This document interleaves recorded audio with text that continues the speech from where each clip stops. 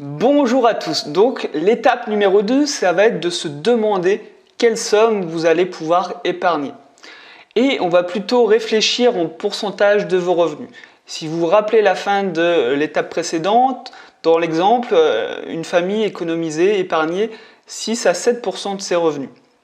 Moi, ce que je vais vraiment vous conseiller comme objectif pour votre épargne, c'est 10% minimum. Ça doit vraiment être le minimum pour vous, histoire de vous créer une épargne déjà de précaution et de ne pas dépenser tout ce que vous gagnez, tout simplement. C'est vraiment le minimum. Après, vous avez la barre à 30%. Ça, c'est ce que je vais vous conseiller.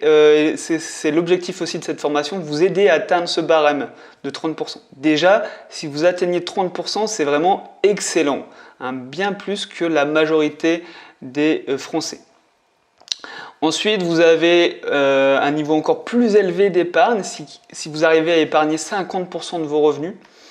Donc quand je dis 50%, c'est bien, si vous gagnez 2000 euros, vous arrivez à économiser 1000 euros tous les mois.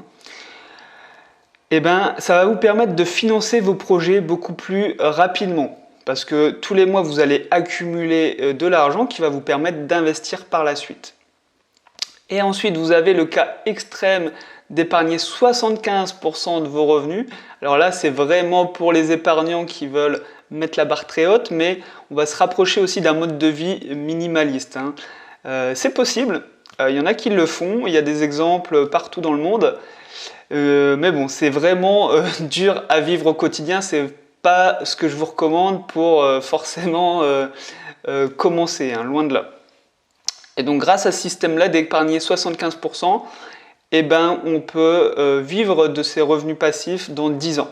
Ça a été prouvé, si on vit avec peu d'argent et qu'on arrive à développer notre patrimoine et des revenus passifs, dans 10 ans, en épargnant 75% de son épargne, de son argent, on peut vivre de manière autonome. Alors votre exercice, ça va être d'identifier les montants à épargner du coup chaque mois, parce que là on parle en pourcentage, vous, à quoi ça correspond par rapport à votre situation. Et je vous conseille tout de suite de programmer des virements automatiques vers un de vos comptes d'épargne. D'accord ?